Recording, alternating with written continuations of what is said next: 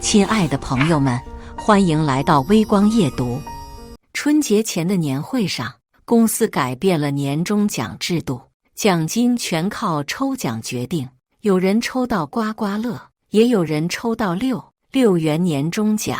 大家怨声载道之际，下一个环节居然是抽取裁员名额，而我却成为了部门内唯一一个没有被裁员的幸运儿。但我没想到的是，从那天起，30人的工作挤压到了我一个人身上，取消双休，疯狂加班，最后就连年都不让我过。既然如此，那我也不忍了，抬着棺材就冲进了会议室。接下来开始我们本期故事，记得点击订阅并开启小铃铛。我颤抖着走到抽奖箱前，手伸进箱子里，反复摸索着，最后捏住一张纸片。周围的同事们纷纷催促：是什么？快打开看看啊！我咬咬牙，闭上眼睛，猛地将纸片展开，一片空白。周围先是寂静无声，然后爆发出惊呼：空白的，这是什么意思？人事经理连忙跑过来，仔细查看了那张纸片，然后激动地宣布：恭喜这位同事，你抽中了免裁券。我悬着的心终于放了下来，长舒一口气，不用失业了，房贷有着落了。几个小时前，是公司的春节前的例行年会，舞台中央，张总西装革履，笑容满面地拿着话筒，清了清嗓子说道：各位同事，大家晚上好，一年一度的年会又到了，感谢大家过去一年的辛勤付出。今年公司为了感谢大家，将采取一种全新的年终奖发放形式，那就是抽奖。奖金金额将完全由抽奖结果决定，惊喜多多，就看大家的运气了。希望大家都能抽到自己心仪的大奖。大家议论纷纷，本以为是有什么大奖，却在人事经理的解释下知道，就是大家的年终奖全没了。今年公司效益不好，大家抽到什么算什么，不少人排队上去抽奖，奖品却让大家大跌眼镜。2元刮刮乐，8元年终奖哪能和上万的年终奖相比？什么抽奖，不就是这抠搜老板又要克扣我们的年终奖罢了。整个宴会厅都是员工的怨言，我连走上去抽奖的想法都没了，真倒霉！辛辛苦苦干了一年，就抽到个200块的刮刮乐，谁说不是呢？我更惨，就中了8，连一杯奶茶钱都不够。哎，别说了，我老婆还等着我拿年终奖买包包呢，这下好了，估计要跟我闹离婚了。周围的议论声越来越大，几乎要将我淹没。人事经理擦了擦额头的汗，提高音量说道：鉴于公司目前的情况，我们需要进行一些调整，以达到降本增效的目的，所以除了年终奖之外，我们还将进行裁员，裁员名额也由抽奖决定。宴会厅里瞬间安静了下来，落针可闻。我的脑袋嗡的一声，仿佛被重锤击中。裁员、抽奖这2个词在我的脑海中不断回荡，如同一道道惊雷，将我震得浑身发麻。裁员，如果我被裁了，巨额的房贷我该怎么办？每个月5万多的房贷，就像一座大山，压得我喘不过气来。一旦失去工作，我将无力偿还，房子会被银行收回。直到周围的人不停地上前抽奖时，我的脑子还昏昏沉沉。一个同事哭丧着脸，拿着手里画着叉的纸条，哭喊着：我还有房贷要还呀，怎么就抽到我了？另一个同事则瘫坐在地上，喃喃自语：怎么会这样？我下个月就要结婚了。看着周围同事们绝望的表情，我的心也越来越沉，仿佛坠入无底深渊。直到人事经理宣布我抽到了免裁券之后，我的脚才仿佛从云端踩回了水泥地。抽奖结束，混乱的宴会厅逐渐恢复平静，大家陆续散去。我回到座位上，呆呆地坐着，手里紧紧攥着那张空白的纸片。周围的空气仿佛凝固了一般，沉闷得让人喘不过气。市场部的同事们都围了过来，他们的脸上写满了羡慕、嫉妒，还有不解。小李，你真是太幸运了，30个人就你一个没被裁，你这运气也太好了吧？同事们七嘴八舌地说着，我却怎么也高兴不起来。他们的眼神，他们的语气，都像一根根尖刺，刺得我心里隐隐作痛。我看到角落里，老王默默地收拾着东西，他的眼眶红红的，似乎刚刚哭过。老王是市场部的老员工了，工作勤勤恳恳，任劳任怨，而我只是一个刚来没2年的应届生。他家里还有个病重的母亲，全靠他一个人支撑着。这次裁员对他来说无疑是晴天霹雳。我的目光与老王相遇，他勉强地笑了笑，说道：“小李，恭喜你呀，以后市场部就靠你了。”老王的话像一记耳光扇在我脸上，火辣辣的疼。我嗫嚅着说不出话，只能尴尬地冲他笑笑。第2天，我硬着头皮去了公司。市场部空荡荡的，原本拥挤的办公室如今只剩下我一个人，显得格外冷清。桌子上堆积如山的文件，像一座座小山峰，压得我喘不过气。我粗略地翻了翻，这些都是之前整个市场部同事们负责的工作，现在全都落到了我一个人头上。我顿时感觉头皮发麻，这工作量也太离谱了吧！顿时火冒三丈，冲到张总办公室，把文件往他桌子上一摔。张总，这工作量也太不合理了吧！我一个人怎么可能做得完这么多事情？张总靠在老板椅上，敲着二郎腿，慢悠悠地说道：“小李呀，公司裁员留下你是对你仁慈，现在工作不好找，你这工作多少人抢着要呢？你得感恩公司，勤劳多干点活怎么了？多干点活，这可不是多干一点，这是1人干10个人的活。”我忍不住提高了音量。张总的脸色沉了下来：“怎么，你想失业？现在工作不好找，你确定要放弃这份工作？”他轻飘飘的一句话，却像一盆冷水浇灭了我的怒火。我想到每个月5万多的房贷，想到即将断供的房子，我怂了。我颓然地坐在地上，捡起散落的文件，低声下气地说：“我加班，裁员没轮到我，现在看起来也不是啥好事。主动离职没有1毛钱赔偿，如今看来，我只能勤勤恳恳做好牛马了。”但我没想到，同事们却对我留下的事儿多加妄言。公司论坛上出现了一个帖子，标题赫然写着惊：市场部小李上位内幕，内容不堪入目，说我靠潜规则上位，甚至编造了我跟张总的桃色绯闻。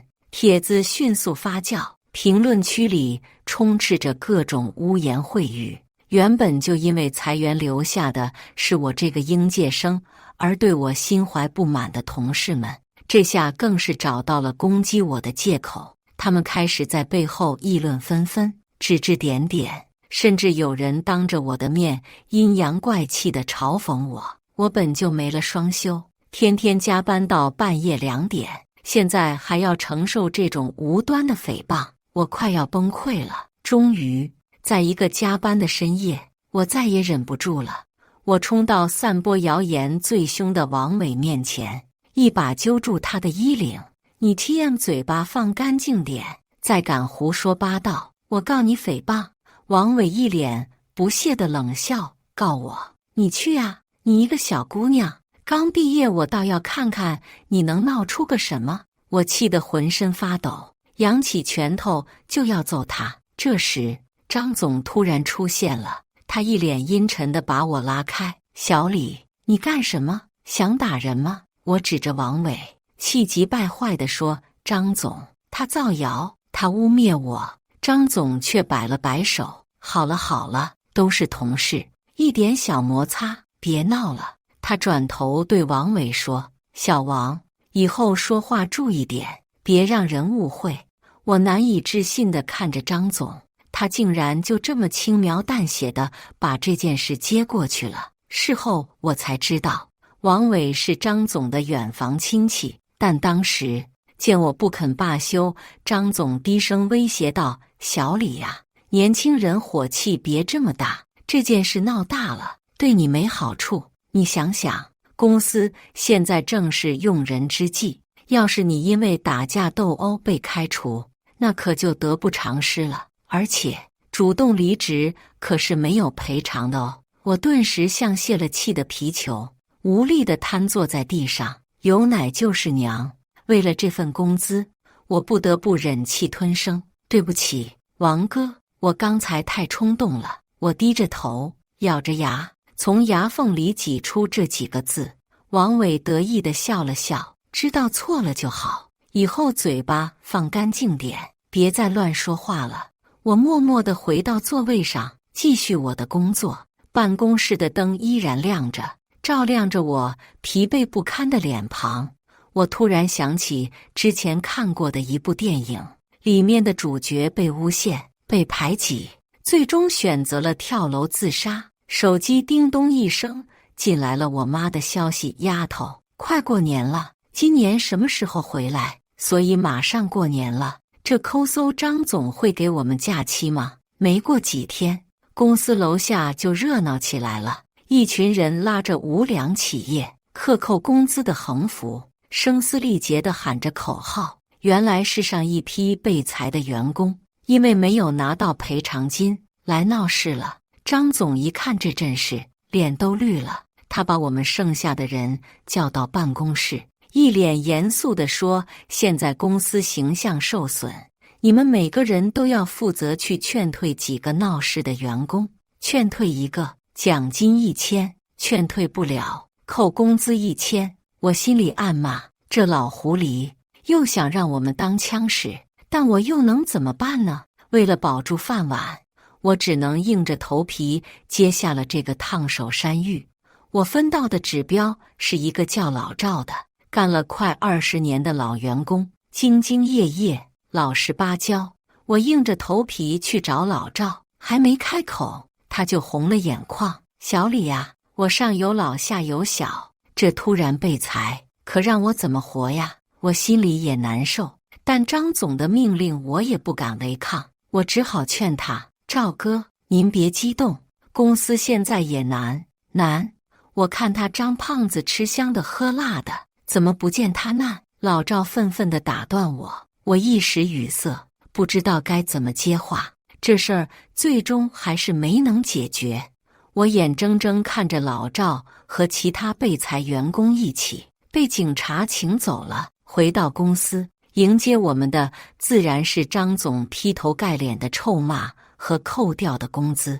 这事儿还没完，不知哪个缺德玩意儿把公司裁员和我们劝退前员工的视频发到了网上，舆论顿时炸开了锅。网友们纷纷指责公司冷血无情，压榨员工，甚至有人扒出了张总的各种黑历史。一时间，公司成了众矢之的。张总为了挽回公司形象，竟然想出了一个奇招：开直播。直播主题是员工自愿加班，共创公司辉煌。我们这些留下来的员工被迫在镜头前表演自愿加班的戏码。直播间里，我对着镜头强颜欢笑，手里却紧紧攥着拳头。弹幕里，网友们阴阳怪气的评论：看呐，这群人是多么热爱工作，996是福报，这都不懂，卷死他们！卷死他们！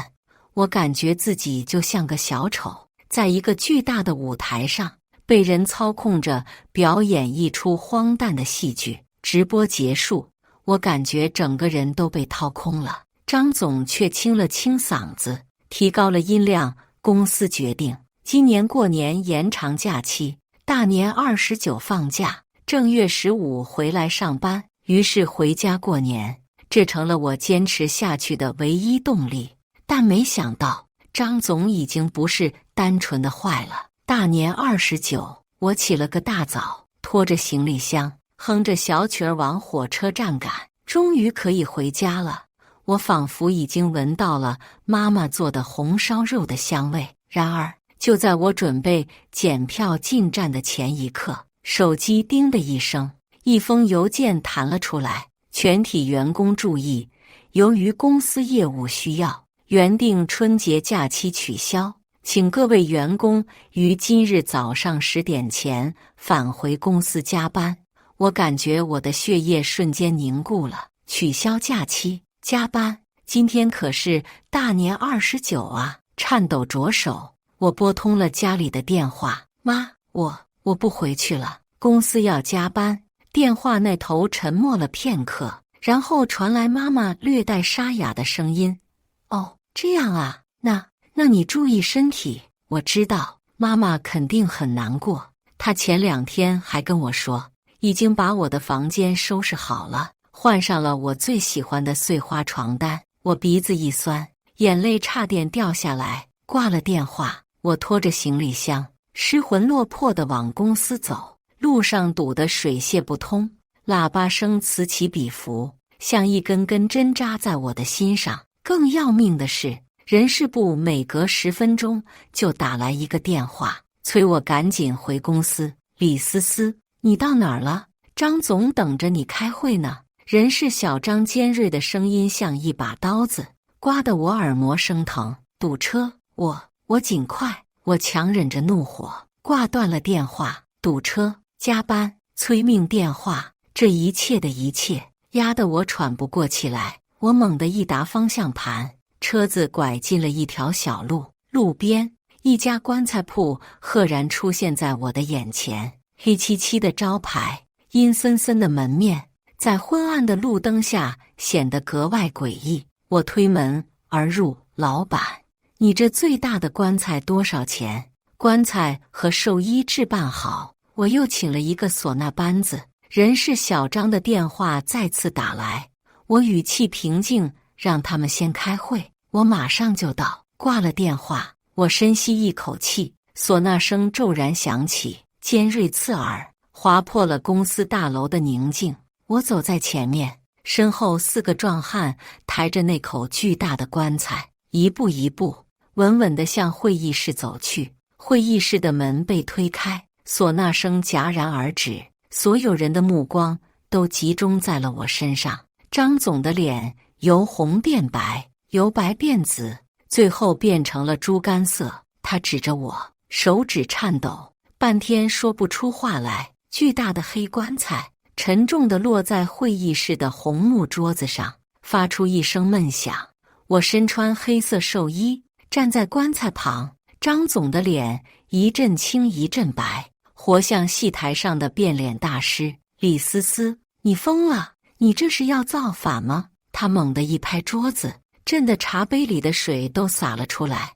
我面无表情地望着他，语气平静得像一潭死水。张总，我这是明智。我说了，我生是公司的人，死是公司的鬼。就算死，我也要死在公司。再说了，也是为您考虑。您这么大年纪，这个工作强度，万一有个好歹也有着落。你，张总指着我，气得说不出话来。你这是威胁我？不敢不敢。我微微一笑，我只是在表达我的忠诚。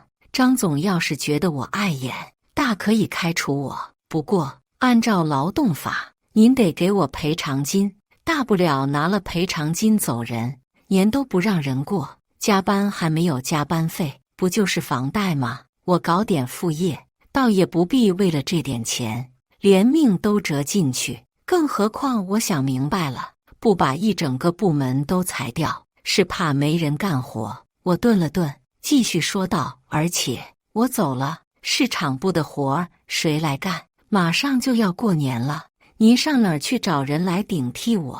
张总的脸色更加难看了。他知道我说的是事实。临近年关，招聘市场上根本就找不到合适的人，更何况市场部的工作千头万绪，没有我，他根本就玩不转。李思思，你把棺材弄走，这事儿就算了。张总的语气软了下来，试图跟我讲和。我冷笑一声，张总，您觉得我抬着这么大一口棺材来公司，就是为了跟您开个玩笑吗？我走到棺材旁，轻轻抚摸着棺材盖。我今天来只有一个目的，那就是放假，我要回家过年。张总的脸色变了又变，最终他咬了咬牙，挤出一个比哭还难看的笑容。好好好，放假，放假，你想放多久就放多久。我满意地点了点头，那就这么说定了。张总，祝您新年快乐，万事如意。我转身对着4个抬棺材的壮汉说道：兄弟们，收工！唢呐声再次响起，欢快而喜庆。我走在前面，身后跟着4个抬着棺材的壮汉，浩浩荡荡地离开了会议室。这下能过个好年了。春节假期，我并没有闲着。张总每天至少10个电话夺命连环扣，布置各种工作，美其名曰在家办公，充分利用时间，实际上就是变相加班，还不给加班费。我一边盘算着年后跳槽，一边咬牙完成了所有工作。毕竟拿人钱财，替人消灾。我还真利用假期谈成了一个大客户，1000万的单子，就等着年后签合同了。心里有了底，我更加不把张总的压榨当回事。哼，等拿了提成，老娘就走人。节后第1天上班，我神清气爽地来到公司，却发现我的工牌刷不开门了。人事小张一脸尴尬地迎上来：思思姐，那个张总说你过年期间消极怠工，严重违反公司规定，所以我打断他，所以把我开除了。赔偿金呢？小张支支吾吾。那个张总说你没有完成工作，所以没有赔偿。我气笑了，我没完成工作，张总布置的任务我哪一项没完成？要不要我把邮件记录调出来看看？他眼神闪躲，不敢跟我对视。我心里明白，这是张总的报复，杀鸡儆猴，杀我这只抬棺材的鸡。行啊，老娘奉陪到底。我立刻联系了那个大客户，说明了我的情况。没想到客户非常仗义，思思，你的能力我信得过，你去哪儿我就把单子签在哪儿。我心头一热，这才是雪中送炭啊！有了这1000万的业绩，我还怕找不到下家？我直接杀到了竞争对手的公司。人事总监听完我的来意，当场拍板：李小姐，我们非常欢迎你加入，年薪100万，期权另算。我签下合同的那一刻，感觉无比畅快。张总，你以为能玩死我？老娘带着1000万业绩跳槽，看你还能嘚瑟多久？进了对家公司，我才发现张总那老小子一直在哭穷。对家公司的方总带我参观的时候，随口提了句他们上季度和张总公司竞争的项目盈利比预估高了30%。我心里咯噔一下，合着张总之前说的公司亏损全是鬼话，他就是想借着亏损的由头吞了大家的年终奖，裁员时还能少给赔偿。我可不是吃素的，在张总公司那几年，我对他们的人才架构了如指掌，产品部的小王，方案部的 Lisa， 那都是骨干力量，而且都对张总的压榨颇有微词。我电话一打过去，2人都不加推辞，直接就答应了。没多久，这俩人就双双跳槽到了方总公司。我和他们2人合作，在上一批被裁员的人员中挑选了一些骨干。很快，方总这边就搭建起了新的团队，接手了和张总公司竞争的项目。有了得力干将，抢张总的单子，那还不是手到擒来？那些客户本来就对张总的压价策略不满，现在有了更好的选择，自然毫不犹豫地转投了我们。短短几个月，张总的单子被几乎抢光，看着张总的公司业绩断崖式下跌，我心里那叫一个爽。终于，张总坐不住了，主动示好请我吃饭。到了约定时间，张总早早地等在那里，满脸堆笑，点头哈腰的，那样子活像一条摇尾乞怜的哈巴狗。我心里暗爽，面上却不动声色。思思啊，你可算来了，快坐快坐。他殷勤地帮我拉开椅子，那副谄媚样看得我只想吐。酒过三巡，菜过五味，张总开始诉苦，说公司现在业绩下滑得厉害，都快揭不开锅了，还暗示我都是因为我带走了骨干和客户。思思，你看咱们都是老熟人了，之前的事是我不对，我给你道歉。你也知道公司现在正是用人之际，你要是愿意回来，我给你双倍工资，怎么样？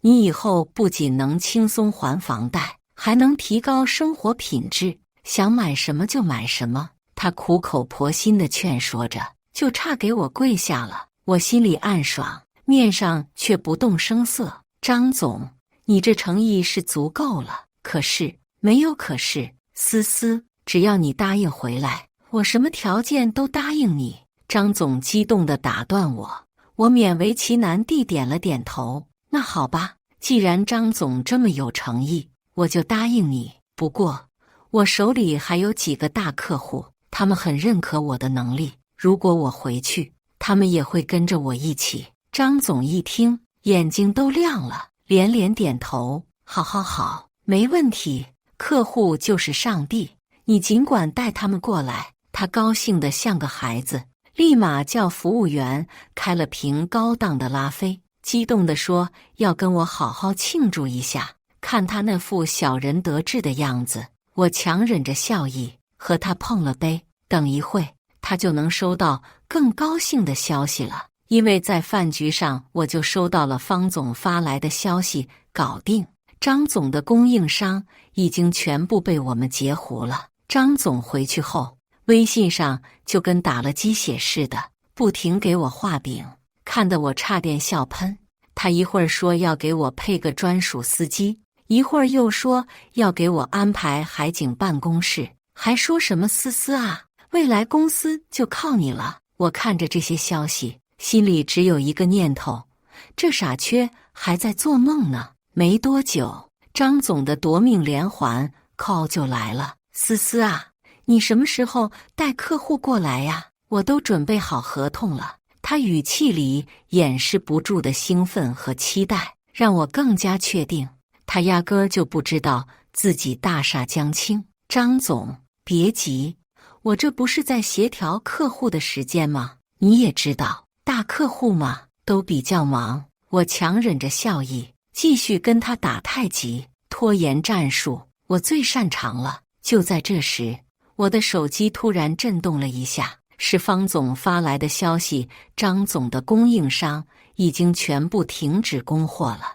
现在他的公司已经彻底瘫痪了。看到这条消息，我再也忍不住了，扑哧一声笑了出来。电话那头的张总明显愣住了。思思，你笑什么？没什么。张总，我努力控制住自己的笑意，语气却更加轻快。我只是突然想起来一个笑话。什么笑话？张总的声音听起来有些疑惑。哎呀，张总，其实吧，我就是跟您开个玩笑，逗您玩呢。我终于撕下了伪装，语气里充满了戏谑。我不可能回去，逗你玩而已，就像你放假也是逗我玩一样。打平了，你快回去看看，不仅没有客户，供应商也没了，还做你的大梦呢。这下子你是真的要破产了。这段时间我一直和他周旋，拖着他也是我和方总的计划，毕竟没什么比他觉得自己马上要东山再起，但又被打入地狱更折磨人了。电话那头的张总像是被踩了尾巴的猫，顿时炸毛了。你这个贱人，你敢耍我？你给我等着，我不会放过你的，我要你好看。他的声音嘶哑而尖锐，充满了愤怒和不甘。嘟，我没等他说完，直接挂断了电话，世界瞬间清静了。几天后，我从方总那里得知，张总的公司正式宣布破产，正在进行资产清算，他欠了一屁股债，老婆孩子也跑了。黔驴技穷之下，张总报警表示其他的员工有贪污行为，妄图从员工那里挖出点钱用于还债，但最后抓到的也只有他的几个亲属。当初造我黄谣的王伟也在张总的大义灭亲之下进去了。见竞争对手终于垮台，方总心情大好，大方地甩给我一张卡：思思，这是你的奖金，拿着去买点喜欢的东西吧，好好干，以后给你成立单独的项目组。我接过卡，心里涌起一股巨大的满足感，可不是吗？老娘现在可是人生赢家。去新项目的工地考察完，我顺路去了趟常去的餐厅，一个熟悉的身影闯入我的视线。那人穿着廉价的制服，点头哈腰地为客人开车门，脸上堆满了谄媚的笑容，竟然是张总。他居然在当代驾。我饶有兴致地摇下车窗，叫了他一声张总。他听到我的声音，明显愣了一下。我饶有兴致地打量着他，他却像个做错事的孩子，眼神闪躲，不敢直视我。张总听到我的声音，明显愣了一下，他抬起头，看到我坐在保时捷里，脸上的笑容瞬间僵硬，眼神里闪过一丝慌乱和尴尬。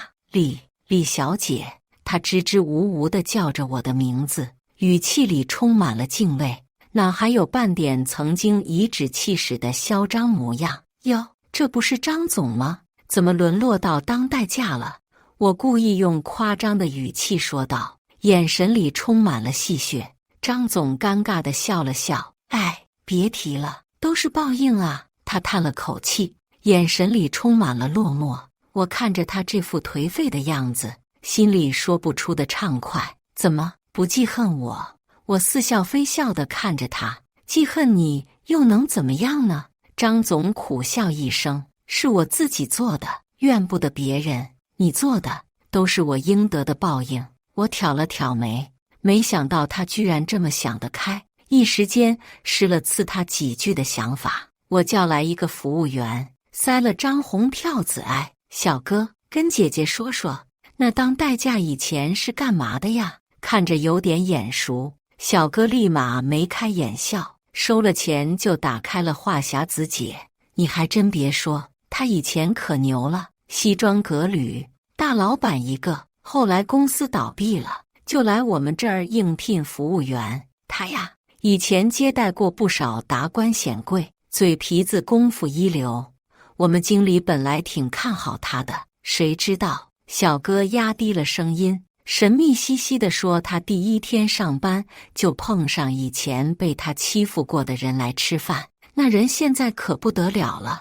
听说黑白两道都吃得开，直接把他给收拾了一顿。经理也怕惹事，就让他去当代驾了，好歹也算是份工作。我心里暗笑，真是风水轮流转啊，看来张总以前作孽不少，现在遭报应了。我叫服务员拿了一瓶好酒，等待方总来一起吃饭。方总不到半小时就赶来了，他一进门就看到了张总，顿时愣住了。张总脸色涨红，尴尬地站在原地。方总马上反应过来，他哈哈大笑起来，指着张总说：“哟，这不是张大老板吗？怎么混成这样了？”张总低着头，一声不吭，像个犯错的小学生。我笑着打圆场：“方总，你就别取笑他了，大家都不容易，不容易。他有什么不容易的？还不是自己做的。”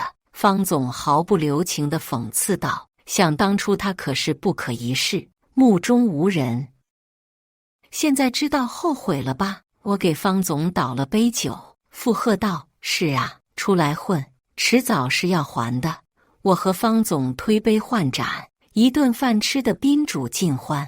张总全程像个侍应生一样，点头哈腰地伺候着，那副卑躬屈膝的样子，看得我心里暗爽。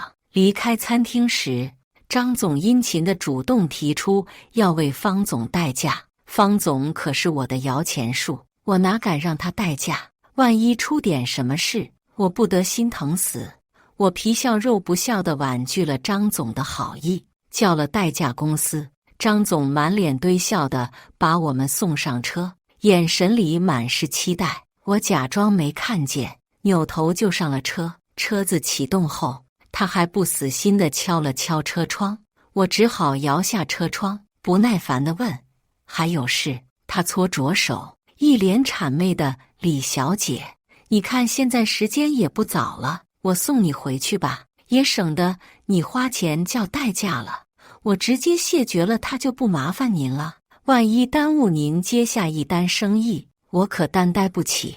但不知是不是高峰期，我叫的代驾一直没人接单。”他见此立刻抓住机会：“李小姐，您就让我送您回去吧，我保证安全快速的把您送到家。”我思考了一下，于是答应了他。也好，那就麻烦张总了。张总一听，立马喜笑颜开地上了驾驶座。一路上，他有一搭没一搭的找我聊天，一会儿问我现在的工作怎么样，一会儿又感叹世事无常。车子行驶到郊区，路过一条河的时候，我注意到张总的眼神变得阴狠起来。“李思思，你这个贱人，都是你害我变成这样的。要不是你，我也不会破产，也不会妻离子散，也不会落得如此境地。”他猛地一打方向盘，车子朝着河边冲去。我吓得尖叫起来，心脏几乎要从嗓子眼里跳出来。“去死吧，咱们一起下地狱！”他嘶吼着，眼睛里布满了血丝。方向盘猛地一打，车子直直地朝着河边的护栏撞去。我这才意识到，他疯了，真的疯了。生死关头，我什么也顾不上了。我狂推车门，车门却被反锁。那一刻，我的大脑一片空白。求生的本能让我一把抓住车窗边缘，用尽全身力气，从半开的车窗里滚了出去。我重重地摔在地上，感觉浑身的骨头都要散架了。等我挣扎着爬起来，就看到那辆车砰的一声冲进了河里，激起巨大的水花，消毒水的味道刺鼻。我缓缓睁开眼睛，白色的天花板映入眼帘，浑身酸痛。我努力回忆着昏迷前发生的一切：张总狰狞的面孔，坠河的车辆，冰冷的河水。我不禁打了个寒战。从做笔录的警察口中，我得知打捞出车的时候，张总已经死了。我心里五味杂陈，或许这就是他口中的报应吧。我休养了几天后，方总也提着大包小包来看我。“思思，你没事吧？真是吓死我了。”我虚弱地笑了笑：“我没事。”“方总，让你担心了。”警察简单地向方总说明了情况。方总听后，脸色变得凝重起来。他拉着我的手，感慨地说：“思思，你真是我的救命恩人啊！要不是你拦着，那天晚上我肯定要让张总代驾。那我现在后果不堪设想啊！”他说着说着，眼眶竟然红了。我当时就是想羞辱他一下，没想到他竟然……好的老板是会自我攻略的。这不，方总俨然一副把我当成救命恩人的样子，于是我也坦荡地认领了自己恩人的身份。他顿了顿，深吸一口气：“我决定把公司2%的股份转让给你。”我愣住了，2%的股份，这可不是一个小数目。我受宠若惊的连忙推辞：“方总，这怎么好意思呢？但是方总却一再要求，盛情难却。我最终还是接受了方总的好意，就这样，我摇身一变成了公司的小股东。出院那天，我收到了公司人事部发来的邮件，主题是关于李思思晋升的通知。邮件内容很简单，却让我欣喜若狂。我升职了，站在医院门口，沐浴着温暖的阳光，我深吸一口气，嘴角扬起一抹自信的微笑。未来还长，我的好日子才刚刚开始。感谢大家的观看，本期故事精彩吗？欢迎大家在下方评论区吐槽。如果你喜欢这类故事，记得点击订阅微光夜读，并分享给更多的人，这会对我帮助很大。再次感谢大家的观看。